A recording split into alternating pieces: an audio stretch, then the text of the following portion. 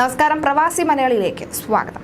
നിരന്തരമായി തന്നെ ഈ വിമാനത്തിൽ യാത്ര ചെയ്യുന്നവരെ നെഞ്ചത്തടിച്ചുകൊണ്ട് ഓരോ വാർത്തകളാണ് പുറത്തു വരുന്നത്. അത് പ്രധാനമായും വിമാനങ്ങൾ വെട്ടിക്കുറയ്ക്കുകയും ടിക്കറ്റ് നിരക്ക് ഉയർത്തുകയും ചെയ്യുന്നതാണ് ഏറ്റവും കൂടുതൽ വലിയ തിരിച്ചടിയായി മാറുന്നത്. പ്രത്യേകിച്ചും ഈ റമദാൻ മാസത്തിലും അതുപോലെ തന്നെ വിഷു, ഈ അവധി മാസങ്ങളിലൊക്കെ തന്നെ ഇത്തരത്തിൽ വിമാന സർവീസുകൾക്ക് അല്ലെങ്കിൽ വിമാന സർവീസുകൾ വെട്ടിക്കുറയ്ക്കുകയും ടിക്കറ്റ് നിരക്ക് കുതിച്ചുയരുകയും ചെയ്യുന്നതാണ് സാധാരണഗതിയിൽ ഈ യാത്രക്കാരെ വെല്ലുവിളിയാകുന്നത്.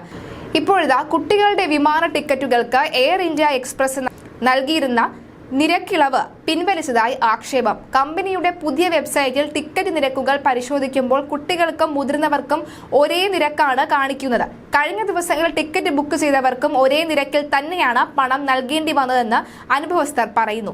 ബജറ്റ് എയർലൈനുകളിൽ എയർ ഇന്ത്യ എക്സ്പ്രസ് മാത്രമാണ് കുട്ടികൾക്ക് ടിക്കറ്റ് നിരക്കിൽ ഇളവ് അനുവദിച്ചിരിക്കുന്നത്. കുടുംബത്തോടൊപ്പം വിദേശത്തേക്ക് കഴിയുന്ന പ്രവാസികൾക്ക് ഈ നിരക്ക് ഇളവ് വലിയ ആശ്വാസമായിരുന്നു. സാധാരണഗതിയിൽ മുതിർന്നവരെ അപേക്ഷിച്ച് 10% കുറവായിരുന്നു കുട്ടികളുടെ വിമാന ടിക്കറ്റിന് എയർ ഇന്ത്യ എക്സ്പ്രസ് നൽകിയിരുന്നത്. എന്നാൽ കഴിഞ്ഞ ദിവസങ്ങളിൽ ടിക്കറ്റ് ബുക്ക് ചെയ്തവരെല്ലാം നൽകേണ്ടി വന്നത് ഒരേ നിരക്കും. എയർ ഇന്ത്യ എക്സ്പ്രസിന്റെയും എയർ ഏഷ്യ ഇന്ത്യയുടെയും ടിക്കറ്റ് ബുക്കിംഗുകൾ ഒരു പ്ലാറ്റ്ഫോമിലൂടെ ആക്കി മാറ്റുന്നതിന്റെ ഭാഗമായി ബുക്കിംഗ് വെബ്സൈറ്റ് പരിഷ്കരിച്ചിരുന്നു. ഇതിനുശേഷമാണ് കുട്ടികൾക്കും മുതിർന്നവർക്കും ഒരേ നിരക്ക് തന്നെ ടിക്കറ്റിന് ഈടാക്കുന്നത്. UAE ദുബായ്, ഷാർജ വിമാനത്താവളത്തിൽ നിന്നും കോഴിക്കോടേക്കുള്ള എയർ ഇന്ത്യ സർവീസുകൾ ദിവസങ്ങൾക്ക് മുൻപ് അവസാനിപ്പിച്ചിരുന്നു.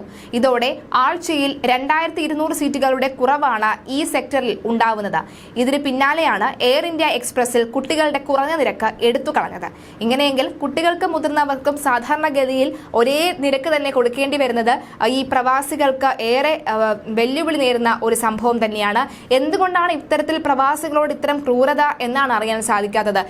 അതായത് നിരന്തരം തന്നെ വിമാനങ്ങൾ ഉപയോഗിക്കുന്നു, ഇത്തരത്തിൽ വിമാന ടിക്കറ്റുകളുടെ നിരക്ക് വർദ്ധിപ്പിക്കുന്നു.